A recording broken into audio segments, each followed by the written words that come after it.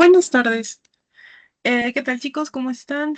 Espero que hayan tenido muy bonita semana. Espero que les haya ido bien en sus otras clases y también en su examen, ¿no? Que tuvieron el domingo pasado, que hayan obtenido la nota que querían, o si es que por ahí les falta reforzar algo, pues aprovechar esas semanas que aún quedan de clases y también antes de que llegue pues su examen de admisión, ¿no? Si es que en caso van a darlo en esta oportunidad.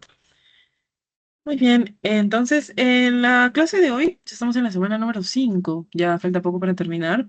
Vamos a ver el tema del sistema nervioso y también vamos a hablar sobre lo que es reproducción. Bien, para hablar entonces del sistema nervioso, primero vamos a ver algunos conceptos de cómo funciona, cuáles son las funciones del sistema nervioso, bien, para qué es importante el sistema nervioso. Entonces, el principal, bien, vamos a ver que el sistema nervioso se encarga de coordinar y se encarga de regular lo que son las actividades del organismo. Este permite que nuestro cuerpo bien perciba estímulos, los procese y emita una respuesta, bien responda a dichos estímulos. Entonces, recordando un poco, dentro de las características de los seres vivos estaba lo que era la irritabilidad y la coordinación. Entonces, recordemos que la irritabilidad nos permitía poder recibir estímulos, poder captar los estímulos y la coordinación nos permitía poder responder a dichos estímulos. Esto trabajaba de la mano con el sistema nervioso central. Entonces, las principales funciones del sistema nervioso está primero recibir los estímulos. Bien, el sistema nervioso detecta cambios en el medio interno y externo del cuerpo y esta información es captada por los órganos de los sentidos, ¿no? Como el gusto, el tacto, lo que es el olfato, la audición o la visión. ¿No? Por ejemplo, el sentir dolor al tocar una superficie caliente. Entonces sientes que está caliente, sientes que te está doliendo y ahí rápidamente se procesa un estímulo, se emite una respuesta, que podría ser pues retirar la mano. Luego de recibir ese estímulo, que es tocar una superficie caliente o tocar algo que te causa este picor tal vez, se procesa la información. Aquí en el sistema nervioso central, por ejemplo en el cerebro o la médula espinal, se procesa e interpreta. Se almacena la información y se decide cuál va a ser la respuesta. Por ejemplo, quitar la mano, movilizarla, o también puede ser internamente producir, por ejemplo, alguna hormona, ¿no? Hacer que una glándula produzca alguna hormona o alguna otra sustancia. Y por último viene lo que es la respuesta a estímulos, donde aquí usualmente es una función motora. No necesariamente es algo como un movimiento, pero internamente, como les menciono, sí puede haber alguna secreción, algún ajuste fisiológico. Entonces aquí se genera la respuesta direccionada a un músculo, por ejemplo, para poder mover la pierna, mover el brazo, o a una glándula, ¿no? Para secretar alguna sustancia. Ahora sí, viendo entonces cuáles son las principales funciones del sistema nervioso y por qué es importante, vamos a ver cómo lo clasificamos, bien, de acuerdo a los animales que presentan y no presentan sistema nervioso.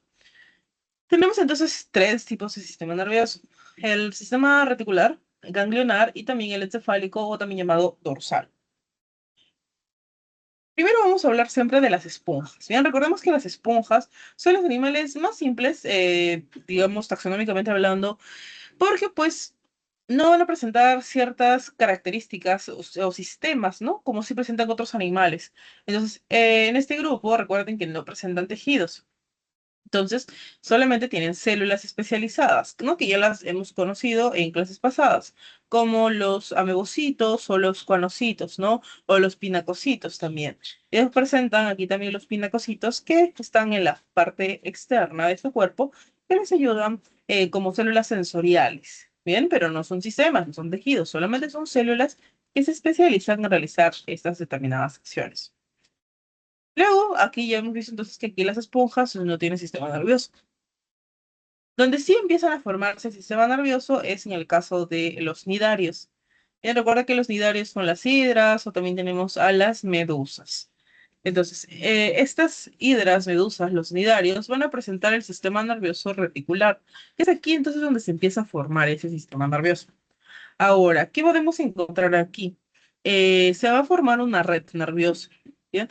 Todo lo que vemos aquí como si fueran telarañas, un enmarañado, son las redes nerviosas. Estas redes nerviosas están comunicadas, bien, están unidas por las células nerviosas, que aquí se llaman las protoneuronas. Ya no recuerda, todavía no son neuronas, son protoneuronas. Eso se forma todo lo que es la red nerviosa.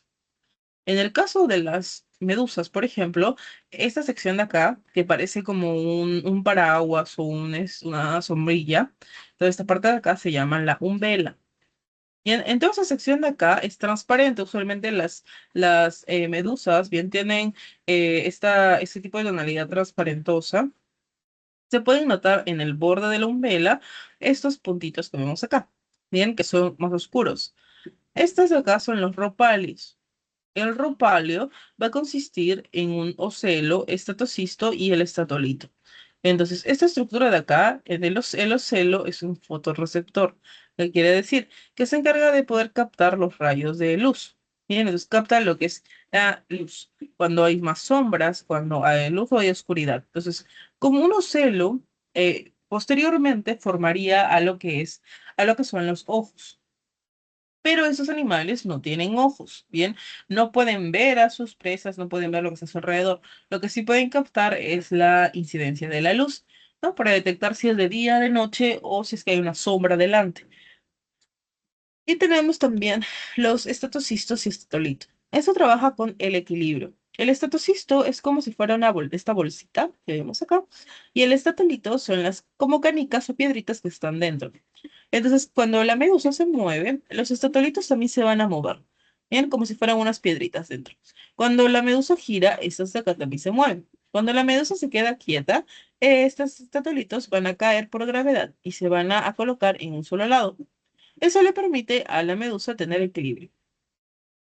Nosotros también tenemos estatolitos, lo que nos ayuda también a mantener el equilibrio, ¿no? Seguro han notado que cuando estás dando vueltas y luego paras en seco, tu cabeza o tú piensas aún que te estás dando vueltas o te estás moviendo o te sientes mareado. Eso pasa porque los estatolitos están encontrando el equilibrio. Y en igual pasa cuando estás echado mucho rato y luego te paras de golpe, pero así súper rápido, también puedes pensar que estás mareado porque cambias de posición muy rápido. Entonces las estatolitos tienen que encontrar el equilibrio. Bien, entonces para eso le sirve también a las medusas. Las medusas y las actinias, no todos los nidarios, son los únicos que van a tener el sistema nervioso reticular. Después de ellos está en el sistema nervioso ganglionar. En el sistema nervioso ganglionar vamos a encontrar una gran parte bien de los animales. Entonces, todos los que vemos acá van a presentar sistema nervioso ganglionar. Entonces, por ejemplo, tenemos aquí a los platelmintos. En los platelmintos, acuérdate que son las planarias, ¿no? Que son gusanos planos. Estos animales van a tener un ganglio cefálico, bien, que está como en la parte anterior de su cuerpo. Como se te podría decir que es su cabeza, no es una cabeza, pero sí en la parte anterior del cuerpo. Entonces, aquí en esa sección están los ganglios cefálicos, ¿bien? Luego, ¿qué más podemos encontrar? Que esos ganglios cefálicos se van a dividir en dos cordones. Esos dos cordones son los cordones longitudinales, ¿bien? Que son los más largos que vemos acá. Y esos dos cordones, a su vez, van a estar atravesados por los cordones transversales o cuerdas nerviosas. Entonces, este tipo de sistema se le conoce como un sistema escalariforme o un sistema nervioso escalariforme, porque pareciera que tuviera una escalera, pareciera que fuera una escalera. Bien, por las coordenadas nerviosas transversales y longitudinales. Ahora, ¿qué más podemos encontrar acá? Podemos encontrar que en la parte superior bien, o anterior de su cuerpo vamos a tener estos dos puntitos que vemos acá. Bien, estos van a ser los ocelos. Los ocelos, como vimos hace un rato, son fotorreceptores. Pero recuerden que captan la luz. Ahora, aquí a los laterales tenemos las aurículas. Bien, estas de acá que son como piquitos en triángulo. Estas aurículas son quimiorreceptores que permiten detectar cambios a nivel químico. Entonces, eso es lo más resaltante de los platelmintos. Ah, algo también importante de los platelmintos es que, como les he mencionado, su cordón nervioso está dividido en dos partes, ¿bien? En dos los cordones nerviosos longitudinales. Ahora, ¿qué sucede? En estos animales no existe una doble vía para responder y recibir los estímulos, ¿bien? Solamente hay una vía. ¿Eso qué quiere decir? Que si tú, por ejemplo, le tocas en este lado, aquí, bien, al platelminto, la señal va a ir corriendo por todo este cordón nervioso hasta llegar al ganglio cefálico. Una vez que llegas aquí, se procesa la respuesta y se emite de regreso. y esta zona vuelve para poder emitirse la respuesta. Bien, entonces solo tiene una vía para ir y regresar la respuesta, no para emitir el estímulo, o mejor dicho, para recibir el estímulo, y la misma vía para responder. Entonces, si por ejemplo tú le tocas en este lado y se está procesando la respuesta en el ganglio cefálico para regresar, y a la vez tú le tocas en este lado, no va a poder procesar esta parte de acá. Bien, porque mientras está procesando la respuesta para emitir, digamos aquí, la respuesta al estímulo, no va a poder reconocer qué sucede a su alrededor. Eso es como una desventaja que tienen esos animales porque no pueden tener las dos vías a la vez. En cambio, en nosotros y otros animales sí presentan las dos vías, bien, que son las vías aferentes y las vías eferentes. A partir de los anélidos ya podemos encontrar estos dos. Bien, entonces quien se encarga de recibir el estímulo son los nervios aferentes o sensitivos. Y quien se encarga de emitir la respuesta son los nervios eferentes o motores. ¿Eso qué quiere decir? Por ejemplo, si a ti te tocan el hombro, tú puedes sentir que te están tocando el hombro. Y a la vez, si es que alguien te jala el pelo, puedes sentir que te está jalando el pelo. Tú, por un lado, puedes responder girando tu cabeza para ver quién te está llamando, y a la vez puedes mover tu brazo para quitarle la mano a alguien que te esté jalando el pelo. Bien, para apartarlo. Entonces, puedes hacer las dos acciones a la vez, recibir los dos estímulos y responder a los dos estímulos a la vez. Entonces, o mientras te estés escribiendo y estés escuchando música, puedes sentir también que te estén tocando el hombro para llamarte. Entonces puedes sentir o puedes utilizar tus diferentes órganos de los sentidos para recibir los estímulos y procesar la respuesta. En cambio, esos animales no lo pueden realizar de esta manera, porque no presentan esta doble vía. Como les he mencionado, una vía recibe los estímulos y la otra responde. En cambio, los planteamientos eso no pasa, solo tienen una vía. Entonces, la única vía que tiene se encarga de hacer las dos acciones. Por eso no pueden responder a varios estímulos a la vez. En el caso de los anélidos ya tenemos estas dobles vías, doble vía. Bien, algo también importante de los anélidos es que vamos a encontrar que presentan ganglios fusionados. Entonces, en los anélidos, recuerden que son los gusanos. Bien, los gusanos de tierra, las lombrices, y también dentro del grupo de los anélidos están las sanguijuelas. Entonces, estos animales también son gusanos, pero son gusanos segmentados, o también llamados gusanos anillados. Bien, porque parece que su cuerpo estuviera formado por varios anillos, uno tras de otro. Pues, ¿qué pasa en estos animales? Vamos a encontrar los ganglios cerebroideos. Ya en estos ganglios cerebroideos, entonces se van a ubicar por encima de la faringe, ¿no? Por lo que es ese tubo digestivo. Y van a encargarse de las diferentes funciones, ¿no? De lo que es el sistema nervioso. Entonces, a partir de aquí estamos viendo que los ganglios se van a encontrar fusionados en una posición estratégica del cuerpo. Pueden encontrarse más ganglios, como por ejemplo el ganglio subfaringeo también. Entonces, en estos animales ya encontramos que hay más presencia de ganglios distribuidos en el cuerpo. Después tenemos por aquí a los artrópodos. Los artrópodos, ¿no? Como los insectos o los arácnidos. Vamos a ver que esos artrópodos presentan los ganglios que están distribuidos por todo el cuerpo. Bien, estos ganglios de acá. Y además vamos a ver que no están unidos mediante cuerdas nerviosas, como si en los platelmintos, sino que aquí estos ganglios, bien, están uno al lado del otro. Y están desde la cabeza, ¿no? De los ganglios cerebrales hasta la parte final de su cuerpo. Entonces, esto le permite a esos animales tener diferentes respuestas, tener respuestas aisladas, por lo que esos animales presentan un montón de apéndices. Con esto me refiero a que presentan varias patitas, varias antenitas, presentan alitas. Entonces, como son varias estructuras que son articulables, ¿no? Necesita tener el movimiento para cada una de ellas. Entonces, ¿alguna vez seguro has visto que si le cortan la cabeza a una cucaracha, por ejemplo, las antenitas de la cabeza se pueden mover y el cuerpo de la cucaracha o las patitas todavía también son móviles? Y esto pasa debido a estos ganglios que están distribuidos en la cabeza y a lo largo del cuerpo. Pueden tener diferentes funciones, bien, se pueden procesar cada uno de manera independiente. Entonces, si se tiene un estímulo acá, simplemente se procesa en este lado. Tiene un estímulo acá, se procesa acá. No como en el caso de los planteamientos, que si tenía estímulo acá, tenía que ir hasta el ganglio cefálico. Si era acá abajo, tenía que llegar hasta acá. En cambio, aquí los ganglios, como están distribuidos por toda esta parte y están unidos por el cordón nervioso, en realidad pueden procesar varias respuestas.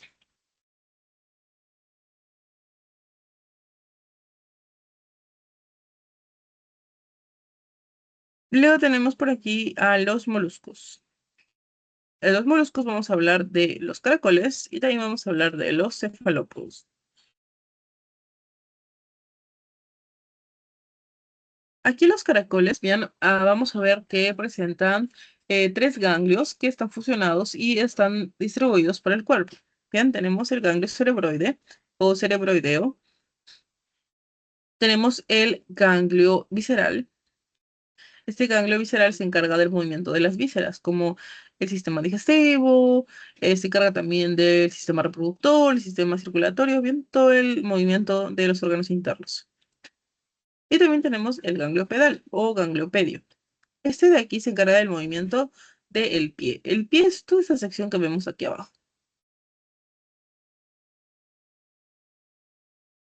Entonces, toda esa zona que vemos aquí abajo es el pie. Por lo tanto, el ganglio pedal se ayudaría, se encargaría de lo que es el desplazamiento. Bien, para ello. Luego también vamos a ver que ellos presentan estratocistos para el equilibrio y presentan otra estructura que no lo hemos visto antes, que es el osfradio. Y el osfradio es un quimioreceptor. Va a ayudar entonces a poder reconocer cambios a nivel químico.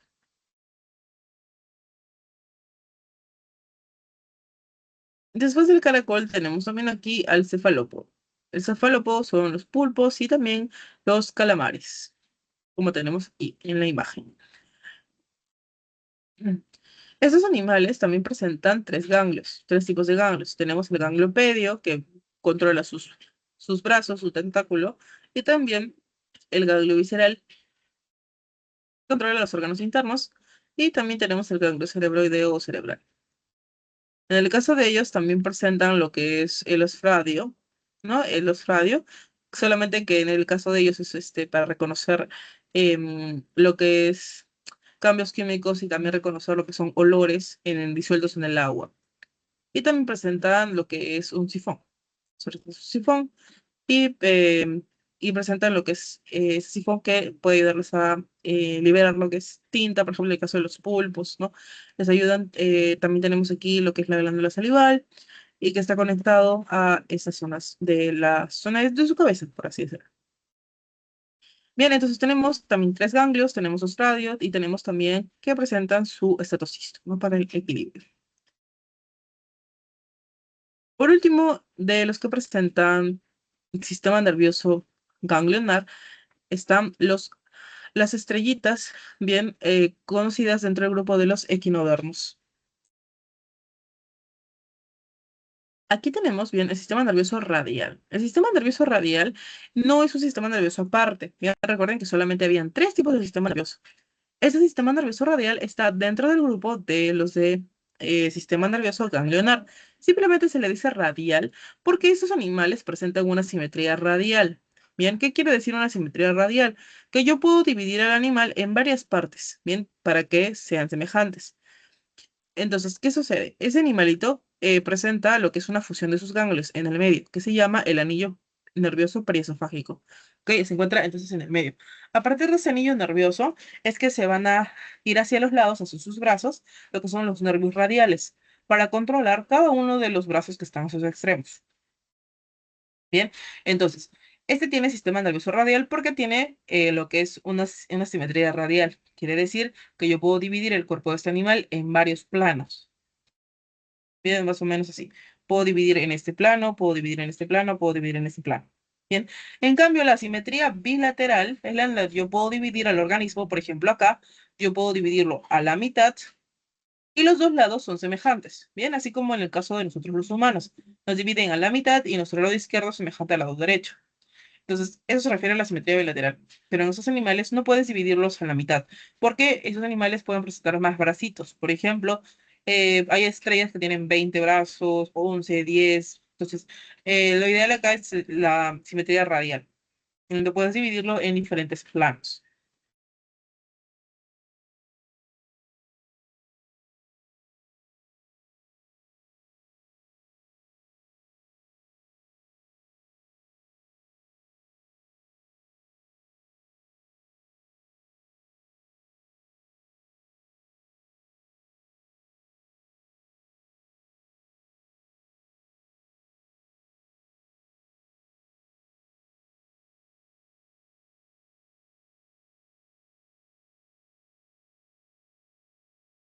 Muy bien. Hasta aquí, entonces, ¿hay alguna pregunta en el caso de sistema nervioso reticular ganglionar?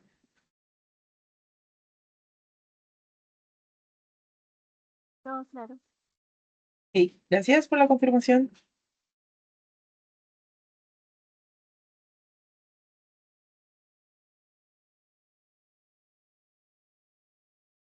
Vamos a ver ahora lo que es el sistema nervioso dorsal o encefálico. Bien, aquí estamos hablando de que se presenta una cabeza. Bien, entonces, vamos a ir viendo de que los ganglios y los sistemas nerviosos que hemos conocido desde las protoneuronas se han ido convirtiendo en estructuras más complejas. En el caso del sistema nervioso dorsal se dice así, o encefálico, porque hay una especie ya de cabeza, y dorsal se dice porque esta estructura va a recorrer el dorso del cuerpo, es decir, la espalda. Todo lo que es, por ejemplo, la médula espinal lo tenemos nosotros en la parte dorsal de nuestro cuerpo, que es en nuestra espalda, que está protegida por nuestra columna vertebral. Bien, y en la cabeza el encéfalo está protegido por lo que es nuestro cráneo. Entonces, los ganglios que antes estaban distribuidos en la cabeza o en la zona cerebroidea, ¿no? Es donde se fusionaron y dieron lugar a lo que es el encéfalo. Y ahora, este encéfalo está formado por el cerebro, el cerebelo y lo que es el tallo encefálico. Y los ganglios del cuerpo dieron lugar a lo que es la médula espinal. Entonces, a través de la evolución es como se explica cómo esos ganglios bien, han derivado en estructuras más complejas.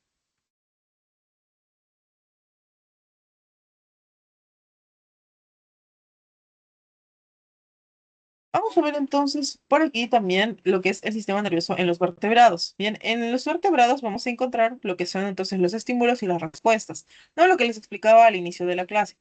Entonces, los estímulos van a ser cualquier cambio físico o químico que se produzca en el medio externo o interno de la célula. Y también las respuestas vienen a ser variadas. Entonces, los estímulos son recibidos por los órganos receptores.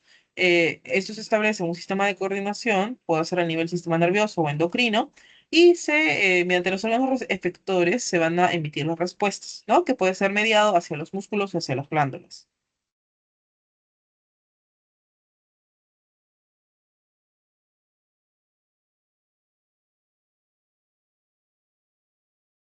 ¿Qué más vamos a ver por acá? ¿Cómo se producen entonces esos estímulos y respuestas? Vamos a ver que es gracias al arco reflejo.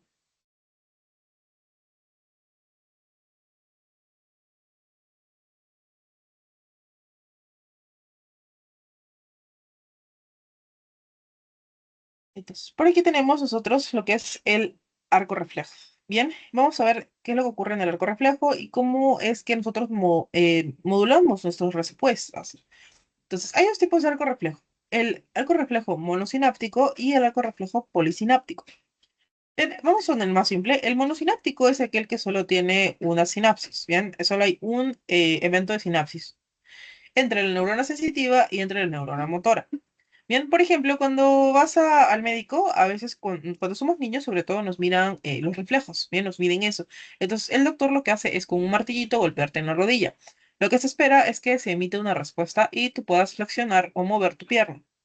Entonces, el órgano receptor, bien, mediante la vía aferente, tenemos aquí a la neurona sensitiva. Bien, esa neurona recibe el mensaje, llega hacia la médula espinal y luego aquí se va a obtener una respuesta llegándose a la neurona motora. Bien, aquí se procesa entonces la respuesta en la médula espinal, en esa sección del medio que vemos que tiene como una H. Bien, esa sección del medio que es como una H, si vemos que está bien pintadita de un color más oscurito, se le llama la sustancia gris. Y lo que está alrededor se le llama la sustancia blanca. Bien, entonces, donde se procesa esta respuesta y donde se encuentra el cuerpo de las neuronas o el soma es en la sustancia gris. Ahora, aquí también se da el proceso de sinapsis y se procesa, la sinapsis es para mandarle esta mensaje, ¿no? A la neurona motora. Y la neurona motora se encarga de realizar la acción efectora, como puede ser aquí movilizar o mover tu pierna, ¿no? Ese es un evento monosináptico. Y un arco reflejo polisináptico es cuando se van a realizar varias sinapsis. Entonces tenemos, por ejemplo, aquí, y en tu brazo, estás en una vela, te quema, y la neurona sensitiva recibe el mensaje, lo lleva hacia la médula espinal, y aquí tenemos una interneurona. Y entonces, acuérdate que siempre que hablemos de arco reflejo polisináptico, va a participar las interneuronas. Bien, entonces, si te dicen interneurona, es evento polisináptico. Si te dicen que no hay interneurona, es evento monosináptico. Entonces, aquí la interneurona recibe el mensaje de la neurona sensitiva y lo manda a la neurona motora. Entonces, usualmente eso es para como procesos un poco más complejos, ¿bien? Donde se involucra la intervención de varias sinapsis, ¿no? O una interneurona. Entonces, una vez que se emite la respuesta, la neurona motora se encarga de realizar el movimiento, ¿no? Por ejemplo, alejar el brazo. Ahora, para que todo esto ocurra, también es importante que se realice el impulso nervioso y también lo que es la sinapsis nerviosa. Entonces, en toda esa sección de acá, en toda la parte de acá de la neurona, bien, se encuentra lo que es el axón, bien, el axón de la neurona. Entonces, recuerda que una neurona, bien, más o menos tiene esta forma, ¿no? Todo esto, acá tiene lo que es el cuerpito o lo que se conoce como el soma, y tenemos también las dendritas, ¿no? Hacia los costados. Más o menos así. Y en la parte final también está las ramificaciones del axón. Entonces, más o menos acá la neurona va a tener varias ramificaciones hacia las que son las dendritas, ¿no? Entonces, en toda esa sección de acá, del medio, bien, es el axón. Recuerda que esta parte es el cuerpo o el soma de la neurona, donde se encuentra el núcleo. Y toda esta parte de acá viene a ser el axón. Bien, entonces en el axón, a lo largo de todo ese recorrido, vamos a encontrarlo, el impulso nervioso. Entonces, el impulso nervioso ocurre en el axón, bien, en el axón de la neurona. Ahora, entonces a lo largo de todo este axón, que es la membrana en reposo, tenemos las cargas positivas hacia afuera y las cargas negativas hacia adentro. Bien, entonces, ¿qué ocurre? Cuando hay un estímulo, se va a hacer que las cargas bien se intercambien para poder transmitir el impulso nervioso. Entonces, primero tenemos lo que es la despolarización de la membrana. Esto ocurre con el intercambio de cargas. Esto ocurre gracias a la acción del sodio. Bien. Luego, una vez que va pasando lo que es el impulso nervioso, en la parte anterior se va repolarizando. Bien, esta repolarización ocurre por acción del potasio. Bien, la repolarización ocurre por el potasio. Y de esa manera se va alternando las cambias, volviendo a su sitio, alternando las cambias, volviendo a su sitio. Bien, durante todo el axón hasta llegar al final, que es la parte de aquí donde están los botones del axón, la parte final, esta parte de acá. Bien, y aquí es donde ocurre la sinapsis. Es cuando se va a comunicar una neurona con otra. Bien, le va a pasar el mensaje. Entonces, recuerda, todo este cambio de acá que ha habido entre el sodio y el potasio ha hecho que se activen los canales de calcio. Bien, estos canales de calcio que están acá, esos canales de calcio, van a liberar calcio con otro propósito. Ahorita vamos a ver. Bien, entonces, ¿qué ocurre? Regresando a lo que es aquí en el axón, bien, hay dos tipos de impulso nervioso. Esto va a depender si el axón o no presenta mielina. Entonces, tenemos lo que son las neuronas mielinizadas y tenemos también lo que son las neuronas no mielinizadas. Las neuronas mielinizadas, el impulso viaja más rápido, viaja como saltando, bien, entre los nodos de Rambier, ya que las neuronas mielinizadas, bien, más o menos así, así, y tienen esa sección de acá, que son las vainas de mielina. Bien, y los espacios más pequeños son los nodos de Rambier. Entonces, algo así son las vainas de mielina de las neuronas mielinizadas. Y las otras, las no mielinizadas, son algo así. Entonces, cuando viene el impulso nervioso, bien, en las neuronas mielinizadas, el impulso va saltando. Salta, nodo de Rambier, salta, nodo de Rambier, salta. Entonces, por eso, como va saltando, va más rápido el impulso nervioso. En cambio, en las neuronas no mielinizadas, el impulso nervioso va de manera lineal, bien, va contiguo. Entonces, demora un poco más en llegar este impulso nervioso al final.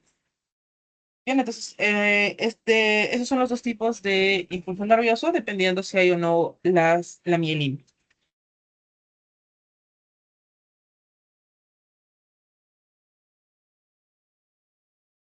Por aquí también vamos a hablar sobre la sinapsis nerviosa.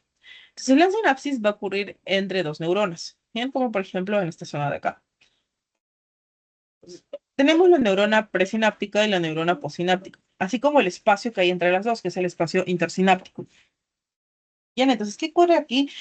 Como les había mencionado, después de que ocurra el impulso nervioso y hay una alternancia de lo que es el sodio y el potasio, activan a los canales de calcio. Entonces, esos canales de calcio lo que van a ayudar es a fusionar las vesículas que se van a formar aquí al final con la membrana. Entonces, esas vesículas que se forman, que vemos las bolitas, tienen neurotransmisores, ¿no? Como la dopamina o la serotonina. Entonces, esos neurotransmisores van a llegar a la membrana aquí y se van a fusionar con la membrana, dejando entonces que los neurotransmisores estén libres paseando por el espacio intersináptico para llegar a la siguiente neurona. Y en la siguiente neurona están los receptores de la membrana, que los reconocen y permiten su ingreso. Bien, entonces, los canales de calcio permiten la fusión de estas vesículas con la membrana, los cuales hacen que los neurotransmisores pasen a la siguiente neurona, haciendo que pasen a través de estos canales, bien, y los receptores los reciban, los reconozcan.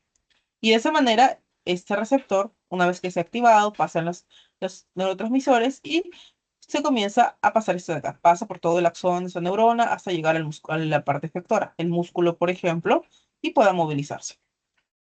Bien, entonces, eso es todo lo que ocurre en nuestro cuerpo todo el tiempo. Durante todo el día recibimos un montón de arcos reflejos. Hacemos un montón de arcos reflejos que incluso no nos damos cuenta. Bien, simplemente son reflejos de las acciones. Entonces, porque hay muchas acciones que no se llegan a procesar en nuestra parte consciente. Es decir, que nosotros no somos conscientes de lo que estamos pensando o razonando en una respuesta. Bien, por ejemplo, si algo te quema, tú no vas a ponerte a pensar si lo que se está quemando te duele, si puedes dejar tu mano ahí, sino automáticamente lo vas a sacar. Eso es un reflejo que tiene tu cuerpo. Pero hay otras ocasiones en las que uno tiene que ponerse a pensar y razonar respuesta. Entonces, en ese caso, cuando es más meditado, se llega a la parte consciente de nuestro cerebro, ¿no? Donde finalmente se trata de recordar o emitir una respuesta. Bien, pero durante todo nuestro día tenemos un montón de arcos reflejos. Bien, y ahora la misma acción que se realiza, por ejemplo, la acción de poder remover el brazo, se le conoce como el acto reflejo. ¿Ok? Acto reflejo es la propia acción de realizar el movimiento o realizar la respuesta. Y el arco reflejo viene a ser todo este proceso que se ha llevado a cabo. Bien, entonces, viendo entonces, ahora sí, la parte es una parte importante para entender cómo funciona todos los reflejos y todo lo que hacemos pues durante el día, no todas nuestras reacciones. Vamos a hablar ahora del sistema nervioso humano. Aquí vamos a ver el sistema nervioso humano está ordenado de manera sistema nervioso central, que está compuesto de encéfalo y médula espinal, y del sistema nervioso encefálico. Bien, que tenemos los nervios craneales, nervios espinales, sistema nervioso simpático y parasimpático. Esta parte de acá nos muestra cómo se forma el sistema nervioso central. Bien, embriológicamente deriva de una capa una capa embrionaria que es el ectodermo. Cuando nosotros nos estamos formando, somos embriones. Bien, hoy día también vamos a ver cómo se forma el embrión. Esos embriones van a formar tres capas embrionarias, ¿bien? Para formar los distintos sistemas del cuerpo. Sistema digestivo, sistema nervioso, sistema reproductor, sistema respiratorio, etc. Entonces, el ectodermo es una de las capas que forma el sistema nervioso. Bien, mientras que el endo y el mesodermo son otras capas que forman otros sistemas. Entonces, en el sistema nervioso central vamos a tener a la médula espinal, que ya lo conocimos hace un ratito, ¿no? Con el arco reflejo. Recuerda que esta médula espinal está compuesta de sustancia gris, que está en el medio, que forma como una H, y sustancia blanca, que es la que lo rodea. Luego tenemos al cerebro. En el cerebro vamos a encontrar tres fisuras, ¿bien? La fisura de Silvio, la fisura de Rolando y la fisura parieto-occipital. ¿No? Esta parte también yo lo han llevado en psicología, si no me equivoco, para entender cómo funciona, ¿no? Lo que es el cerebro.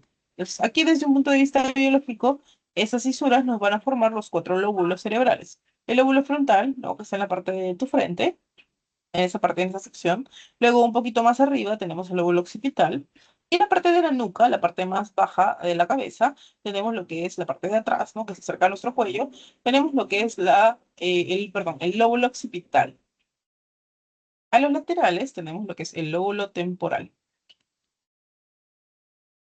¿Qué más podemos ver? que nuestro cerebro va a estar dividido a su vez en dos lóbulos, perdón, en dos hemisferios, ¿no? El hemisferio izquierdo y el hemisferio derecho. Entonces, sabremos, por ejemplo, que la mano izquierda o todo el lado izquierdo está coordinado por el lóbulo derecho, por el hemisferio derecho. Y todo lo que es la mano derecha en movimientos del lado derecho está coordinado por el hemisferio izquierdo. Esos dos hemisferios a su vez están conectados por el cuerpo calloso. ¿No? Y el cuerpo calloso se encarga de comunicar a esos dos hemisferios y hacer que trabajen en conjunto. O si en caso, por ejemplo, llegamos a tener un accidente, esperemos que no, pero si llega a pasar un accidente a una persona y digamos que se daña el hemisferio derecho, se le puede retirar el hemisferio derecho y el hemisferio izquierdo con el tiempo va a cumplir las tareas del hemisferio derecho. Bien, con el tiempo acostumbrándose a realizar esas tareas. Pero si, por ejemplo, se daña lo que es el cuerpo calloso, es complicado porque los dos hemisferios se llevarían una contradictoria, ¿no? Porque los dos estarían trabajando, no podrían comunicarse entre sí. Entonces, en esos casos también se debe retirar el cuerpo calloso aparte del hemisferio, de uno de los dos hemisferios.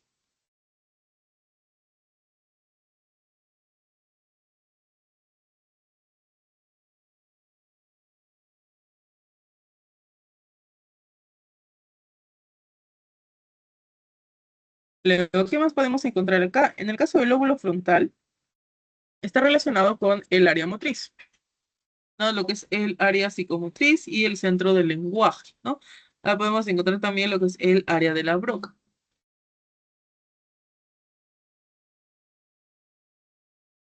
Luego tenemos lo que es el área, perdón, el lóbulo parietal, que está relacionado con lo que es el área psicosensitiva, ¿no? Cuando eres consciente del dolor, puede pasarte que te cortaste con algo, no te diste cuenta, estabas caminando y te rayaste con algo, una carpeta, alguna hoja, y no sientes el dolor, ¿bien? Porque no eres consciente de que te has cortado. Ese dolor no llega a la parte consciente de tu cerebro, ¿no? A tu lóbulo parietal. Simplemente es algo superficial.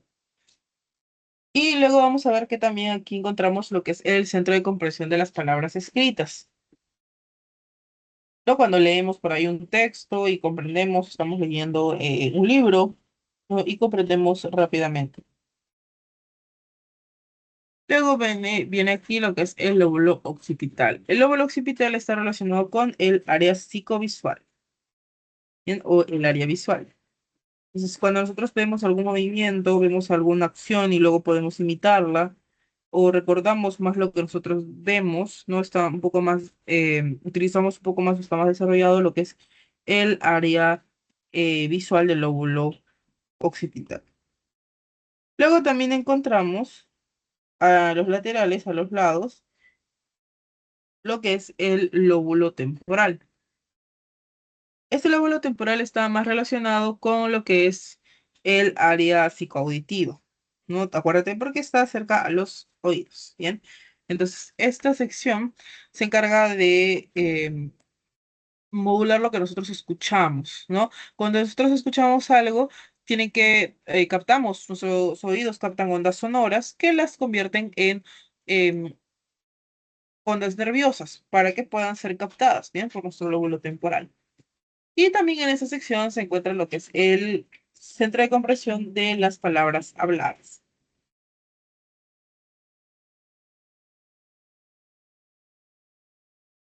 También por aquí tenemos lo que es el tálamo e hipotálamo. No, del hipotálamo ya hablamos anteriormente, cuando hablamos sobre la coordinación química, ¿no? Cuando hablamos sobre las glándulas y las hormonas, el, el hipotálamo va a encargarse principalmente de la sensación del apetito, el tener sed, el coordinar también la temperatura corporal, el coordinar también lo que es cuando nosotros queremos consumir algo, tenemos frío, tenemos calor, ¿no? Cuando nuestra temperatura también. Y en el caso del tálamo, bien, se encarga de lo que es filtrar información, bien, filtrar información visual y auditiva. Es decir, de todo lo que nosotros vemos en el día, de todo lo que escuchamos, no recordamos en su totalidad todo ello, ¿no? Todo lo que podemos ver o todo lo que podemos escuchar. Sería una sobreestimulación y sobreesfuerzo para el cerebro.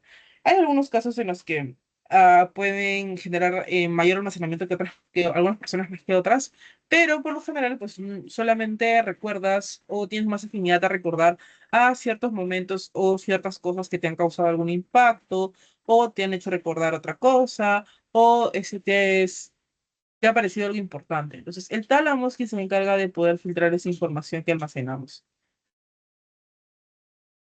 Así que si por ahí no te acuerdas algo para tu examen, ya sabes a qué parte de tu cerebro echar la culpa. Luego tenemos también al cerebelo. El cerebelo se encarga de lo que es el equilibrio, ¿bien? Se encarga también de reforzar las contracciones musculares, nos ayuda a todo lo que son también movimientos. Luego tenemos por último aquí a el tallo cerebral. El tallo cerebral, vamos a ver que trabaja mucho con lo que es la respiración, ya nos ayuda a controlar lo que es el sistema respiratorio y también lo que son las pulsaciones, ya nos ayuda a controlar lo que es el sistema cardíaco. Ahora, el tallo cerebral, vamos a ver que conecta la sección de la cabeza del cerebro con el resto del cuerpo. Entonces, cuando una persona, seguro han visto en las películas que para matar a una persona suelen doblarles el cuello. Entonces, cuando hay una estructura que suena en esa sección, cuando les doblan el cuello, es usualmente el tallo cerebral, ¿no? Que conecta el cerebro con el resto del cuerpo y además se encarga de poder regular lo que es la respiración y también los latidos del corazón.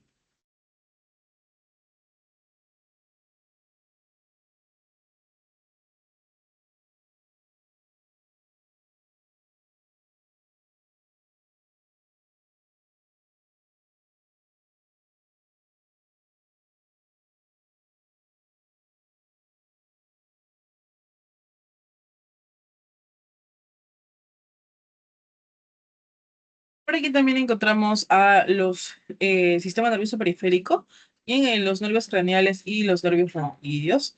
Ahora, esta parte de aquí, muy poco probable, de verdad, que en su área les venga alguna pregunta relacionada a esto en un examen. Podemos darle ahorita una explicación breve, si quieren darle una leída rapidita, pero como les digo, poco probable que les vengan este tipo de preguntas, ¿no? Esto más que todo por el área de salud. Vamos a ver los nervios raquídeos. Los nervios raquídeos están ubicados en todo el dorso bien de nuestro cuerpo, es decir, en nuestra espalda.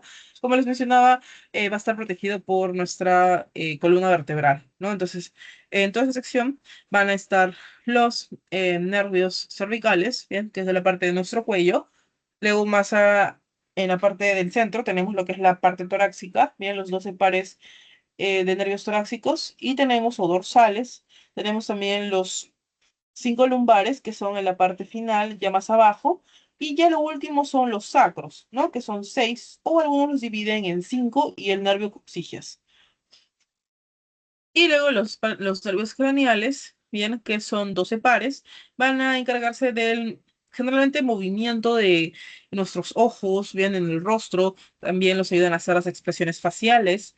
También vamos a ver que se encargan del movimiento de las vísceras, como el 10 que es el vago, y también se encargan del movimiento de oculomotor, ¿no? El movimiento también de lo que es los pómulos, ¿no? La audición, también se encargan de lo que es la deglución o el gusto, la lengua.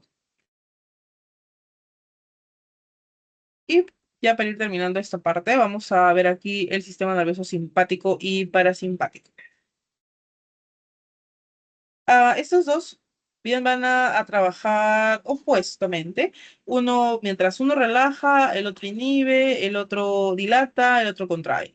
Entonces, el sistema nervioso simpático va a estar presente, va a trabajar cuando nosotros nos encontramos en situaciones de estrés, nos encontramos en situaciones de peligro, cuando queremos huir de alguna zona, ¿bien? Entonces, cuando estamos ahí más nerviosos, por ejemplo, en un examen o cuando estés haciendo, no sé, un deporte extremo, ¿bien? En esos momentos es donde actúa tu sistema nervioso simpático. Y acuérdate, ¿qué podría ocurrir con mi cuerpo en ese momento? ¿No? Por ejemplo, cuando a ti te atrae algo o algo te parece novedoso, usualmente las pupilas se dilatan, ¿no? Si tienes gatitos por ahí, puedes fijarte que tu gatito cuando le llama la atención algo o le sorprende algo, sus pupilas se dilatan. Luego también tenemos que se inhibe la salivación. Eso quiere decir entonces que tu boca está seca. Luego también tenemos que se relajan los bronquios. Bien, también tenemos que se acelera el impulso cardíaco, ¿no? Ahí tu corazón late más rápido y estás nervioso, ¿no? En esa situación. Luego también tenemos que se inhibe la actividad digestiva. También tenemos que se estimula la liberación de la glucosa. Tu cuerpo entra, pero en una crisis drástica, ¿no? Tu cuerpo dice, ah, necesito ayuda, necesito más energía para sobrellevar este proceso, ¿no? Entonces, lo que hace tu cuerpo naturalmente es producir más glucosa. Luego tenemos también secreción de adrenalina, ¿no? Y vamos a ver que el sistema nervioso simpático trabaja de la mano con la adrenalina. Entonces, por ahí cuando necesitamos pasar situaciones peligrosas o situaciones complejas, hay más adrenalina en nuestro cuerpo. Y vamos a ver también que se relaja la vejiga y también se contrae el recto. Luego tenemos lo que es el sistema nervioso parasimpático. Bien, este actúa haciendo lo contrario, acciones contrarias, para poder estabilizar a nuestro cuerpo y regresarlo a su estado de reposo, a su estado normal.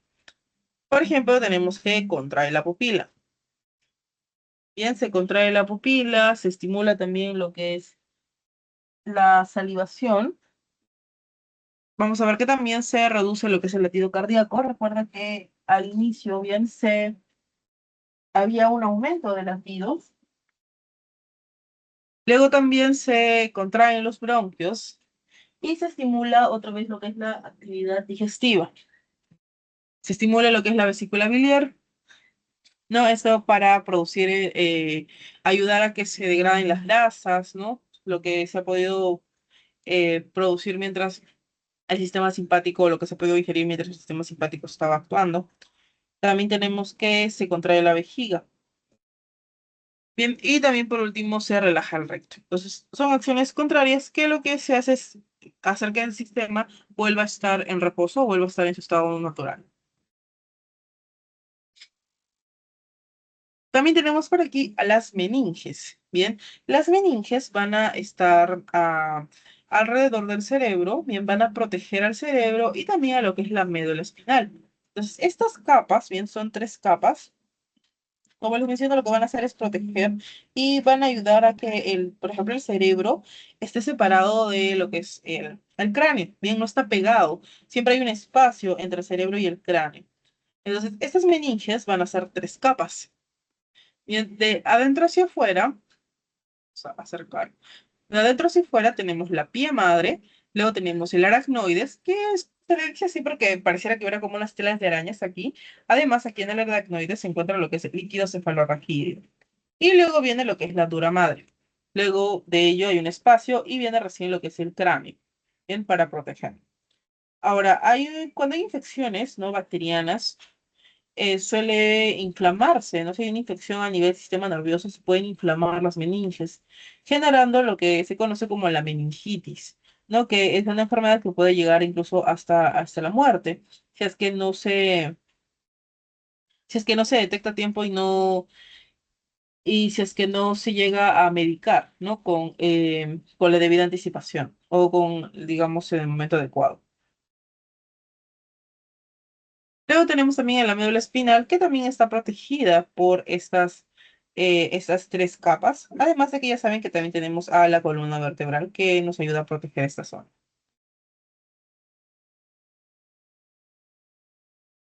Muy bien, lo último que vamos a ver en sistema nervioso son los órganos de los sentidos.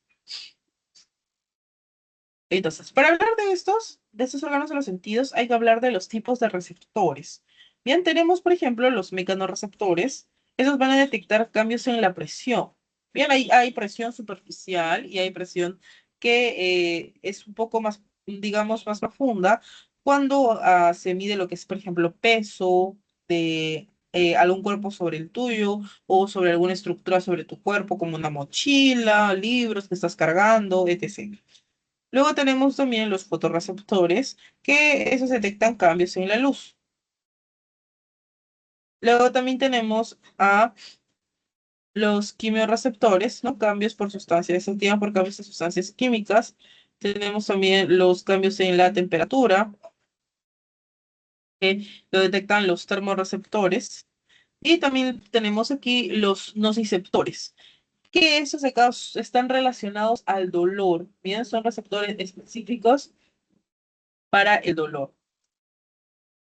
Entonces, vamos a empezar hablando primero del sentido del tacto.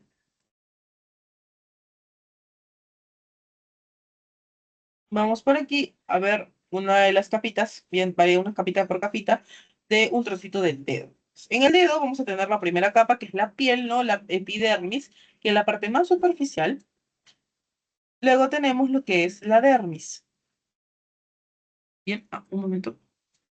Luego tenemos lo que es la dermis.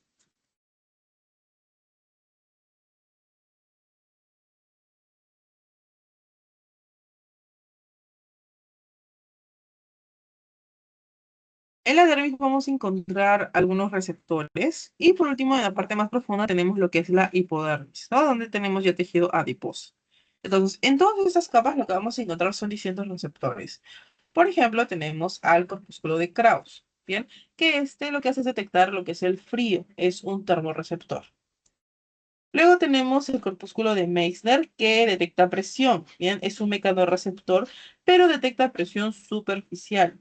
No todo lo que nos roza, todo lo que nos roza nuestra piel. Te pones un polo, te está rozando el polo, sientes esa presión. Lo sientes tal vez al inicio, pero luego durante el día ni te acuerdas que tienes algo puesto. O luego ocurre cuando te pones, por ejemplo, lentes. Al inicio, cuando recién te vas a poner a colocar lentes por primera vez, vas a sentirte incómodo, vas a sentir que algo te pesa en la cara, en la nariz probablemente, en las orejas, pero con el tiempo te vas a acostumbrar. Entonces, ese tipo de presión es una presión superficial. Y en donde es todo lo que nos roza, todo lo que toca nuestro tacto. Luego también tenemos el corpúsculo de Ruffini. Bien, ese también es un mecanorreceptor. La diferencia es que este sí detecta presión, digamos, más profunda. Bien, como les mencionaba al inicio, si estás cargando libros muy pesados, si tienes una mochila súper pesada, si alguien se apoya sobre ti, también vas a sentir ese tipo de presión. Luego tenemos a los discos de Merkel. Los discos de Merkel van a detectar texturas, ¿bien? También son mecanorreceptores, pero para detectar texturas, ¿no? Por ejemplo, cuando algo es áspero, cuando algo es liso. Y usualmente estos receptores están más desarrollados en las personas invidentes, ¿no? Que ellas van a utilizar, por ejemplo, el braille, utiliza mucho sus receptores del tacto, para que de esa manera puedan identificar las palabras, ¿no? Y también las texturas, las zonas donde está el tipo de ropa que van a usar, digamos, por donde están transitando, por donde están caminando, por donde están pasando. Entonces, utilizan mucho sus mecanorreceptores.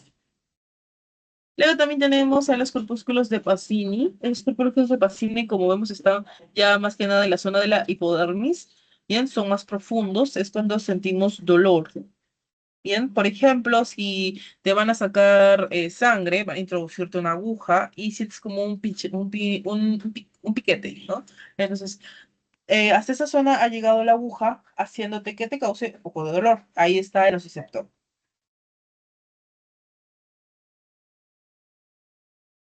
Y también tenemos a las terminaciones nerviosas libres, que estas van a ser también nociceptores. Esas terminaciones nerviosas están un poco más superficialmente, están ya en la dermis, llegando a la epidermis. Entonces, esas terminaciones nerviosas quedan al descubierto, sobre todo cuando la persona sufre quemaduras. Entonces, cuando la persona sufre quemaduras a nivel de la piel, se pierde, ¿no? La capa de la epidermis. Entonces, eso permite que esas terminaciones nerviosas queden expuestas, lo que causa que te duela, que cualquier cosa te duela, cualquier cosa que te roce, incluso hasta el aire puede causarte dolor. No, entonces, por eso es muy doloroso cuando alguien sufre quemaduras graves, ¿no? Y tienen que usar injertos para la piel o tienen que pasar varios meses de curación para que vuelva a crecer esa piel. Luego del tacto tenemos aquí al sentido de la audición. El sentido de la audición, bien, al oído lo vamos a dividir en tres partes. Tenemos al oído externo, al oído medio y tenemos al oído interno. El oído externo, bien, va a estar compuesto por lo que es el pabellón de la oreja y también el lóbulo de la oreja, bien, que es donde nos colocamos los aretes, los piercings. Esa es la parte externa. Luego, en el oído medio vamos a encontrar a lo que es el tímpano. Ahí vamos a encontrar a lo que es los huesitos martillo, yunque y estribo. Luego de eso viene el oído interno, donde vamos a encontrar a los conductos semicirculares y también vamos a encontrar a lo que es la cóclea y el nervio vestibular y nervio coclear. Bien, ahora, aquí muy importante la cóclea, que va a ser una estructura en espiral, bien, que va a presentar lo que son células ciliadas, bien, que tienen esta forma. Estas células ciliadas, los cilios, bien, o microvellosidades, van a permitir que pase por ahí las ondas sonoras y se conviertan en ondas nerviosas, para que así puedan ser detectadas por el cerebro, bien, y puedan ser procesadas. Eso pasa cada vez que nosotros escuchamos algo. O sea, todo pasa muy rápidamente. Cuando hay daños también en el nervio coclear, ¿no? En la cóclea, es irreparable ya el daño que que se realiza o que se puede hacer para recuperar la audición. Siempre hay que tener cuidado de proteger nuestro oído interno. Bien, en el caso del tímpano también puede sufrir daños que a veces se pueden remediar poniéndonos unos aparatitos para mejorar la audición. Hay que tener cuidado también cuando nos limpiamos los oídos, no utilizar lo que es hisopos y introducirnos a nuestra oreja. Si nos metemos un hisopo, podemos dañarnos el tímpano, el oído medio, e incluso llegar a dañarnos la parte más interna. Y siempre tener cuidado con eso. También eso depende del tipo de cerilla que tengamos, ¿no? Algunas personas tienen cerilla húmeda, que es un poco más, digamos, como aceitosa. Ese tipo de cerilla sale rápidamente del oído, sale solo y se localiza en la parte de acá donde se puede limpiar con el hisopo. Pero hay otras personas que tienen la cerilla súper seca, donde se forma como un tapón en la parte de atrás. Entonces, en ese caso no se puede meter el hisopo, porque lo que vas a hacer es introducir la cerilla, causándote sordera parcial, porque no vas a poder escuchar bien. En esos casos se tiene que ir al otorrino. El otorrino te hace una limpieza, te hace un lavado de oídos. Eso es como 2 veces al año aproximadamente. Y para que puedas tener tu oído limpio, ¿no? Y puedas escuchar con tranquilidad. ¿Ok? Eso no es que algo hagas mal, que no te laves o no te limpies, sino que es genético. Bien, es porque tu cerilla naturalmente el cerumen es de esa manera. Entonces, es un poco complicado sacártelo tú mismo, sacarlo en casa, por lo cual es ideal que vayas con el médico.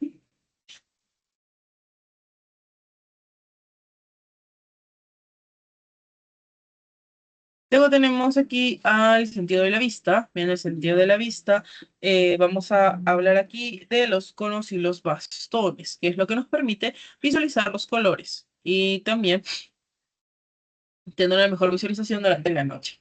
Entonces, los conos, bien, nos va a permitir ver colores. Tenemos espectro de 3 colores, bien, rojo, verde y azul. El eritropsina nos permite visualizar lo que es los colores rojos,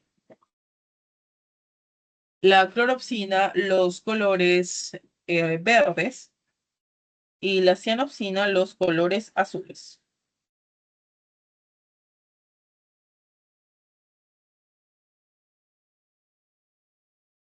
Y tenemos también a la rodopsina, esta va a estar presente en lo que es la oscuridad. Bien, nos permite captar lo que es la intensidad de la luz. Usualmente está presente en zonas donde estamos, en situaciones en las que estamos de noche, ¿no? A oscuras. Seguro alguna vez has sentido que si estás a oscuras y luego prenden la luz, te duele la cabeza o tus ojos sienten demasiada luz. Y luego te acostumbras. ¿Bien? Eso pasa gracias a nuestros conocerones y la rodopsina. Por último, aquí tenemos lo que es el sentido del gusto, del olfato, viene en esta PPT. En el sentido del olfato vamos a encontrar la cavidad nasal, aquí vamos a encontrar varias células. Aquí lo más importante de las células es recordar, la célula basal actúa como una célula madre, es decir, que a partir de esta célula se pueden formar otras células cuando se pierden.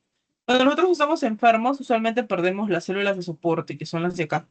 Entonces, estas células de soporte pueden ser reemplazadas posteriormente gracias a la célula basal.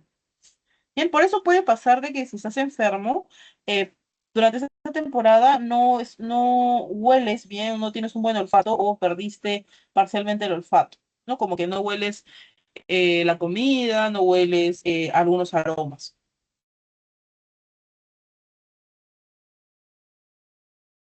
Cuando perdemos totalmente bien el sentido del olfato, se le conoce como la anosmia.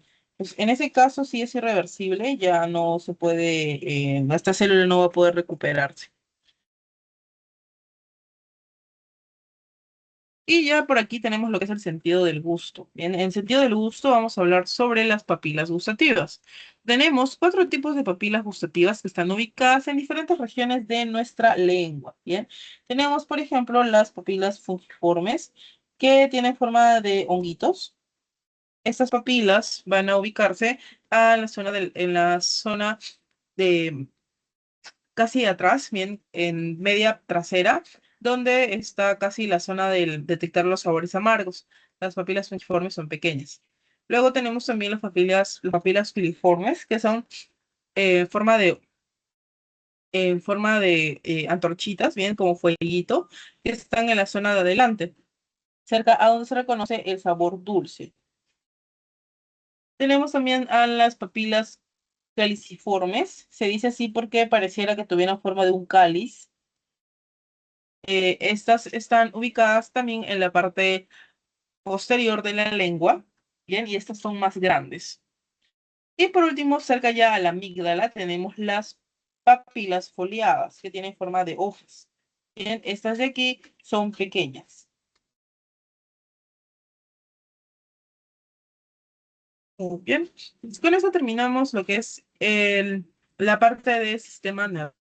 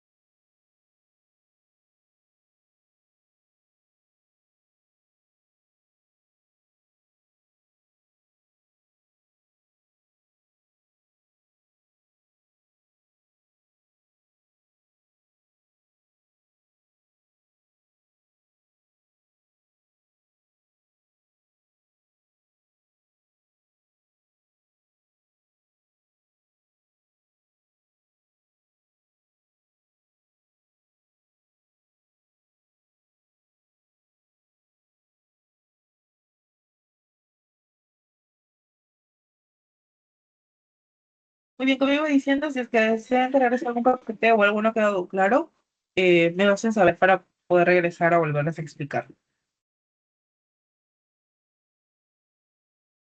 Si es que no hay por ahí ninguna otra consulta, vamos a pasar a ver el segundo tema, que es reproducción.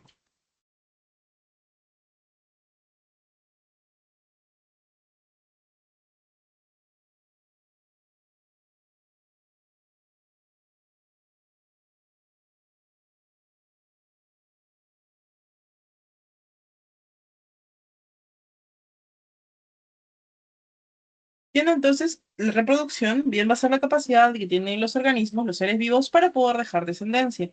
Entonces, tenemos nosotros la reproducción asexual y sexual. Bien, recordemos que la reproducción asexual es donde tenemos un solo progenitor. Bien, este único progenitor va a dar lugar a la descendencia y, como tal, entonces, todos los descendientes van a ser iguales. Eso quiere decir que no hay variabilidad genética. Bien, todos los organismos son idénticos.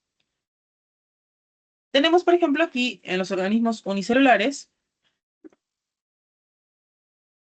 como la fisión binaria.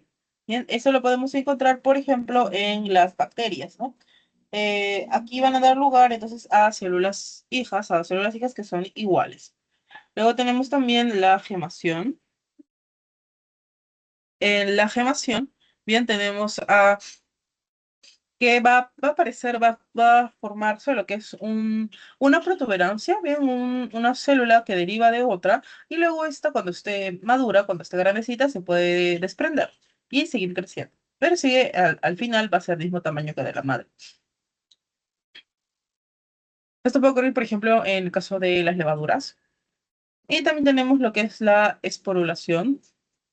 La esporulación por esporas, aquí se forman esporas bien dentro de la célula, que estas salen, bien rompiendo la célula, y pueden mantenerse en forma de espora hasta que el ambiente sea propicio, sea adecuado para que éstas se puedan desarrollar bien y puedan crecer.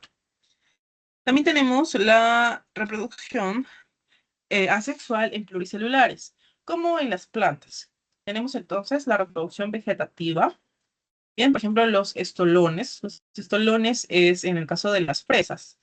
Bien, aquí los tallos son aéreos, se dice porque van por encima de la tierra. Tenemos también a los rizomas. En el caso de los rizomas es al contrario, los tallos van subterráneos, bien, son dentro de la tierra y se manejan de manera horizontal, ¿no? De manera alargada.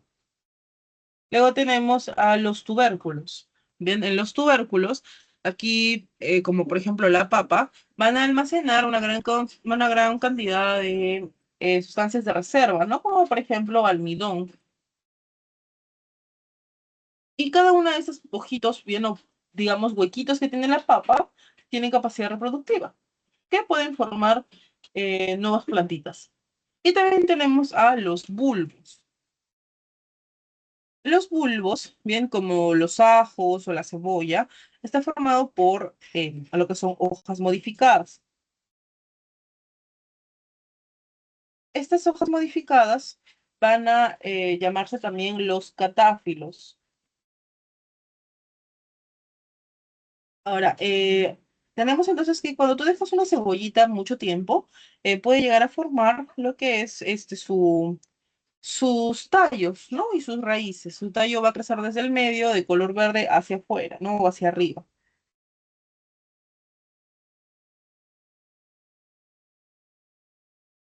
Y tenemos también por acá por esporas, ¿no? Las esporas, por ejemplo, en el caso de los hongos. Estas esporas también pueden crecer, pueden liberarse por el esporangio y crecer o germinar cuando la condición sea la adecuada. Y tenemos también lo que es aquí la gemación. Bien, en el caso de los nidarios, como las hidras, bien, o las hidras o las actinias. Bien, aquí estos animales van bueno, a producir una protuberancia, una célula que va a crecer, a desarrollarse y a desprenderse. Y tenemos también la regeneración, en el caso, por ejemplo, de las planarias o las estrellas de mar, que pueden llegar a formar parte de su cuerpo o llegar a formar un organismo entero, si es que en caso es necesario. Bien, este tipo de reproducción en estos animales no es su reproducción principal, lo realizan en caso de que sea necesario, como por ejemplo las estrellitas suelen botar uno de sus bracitos para dejar como entretenido a su depredador, para que en sí ellas puedan escapar. Bien, ellos suelen hacer eso. Y luego ya con el tiempo les crece su bracito otra vez.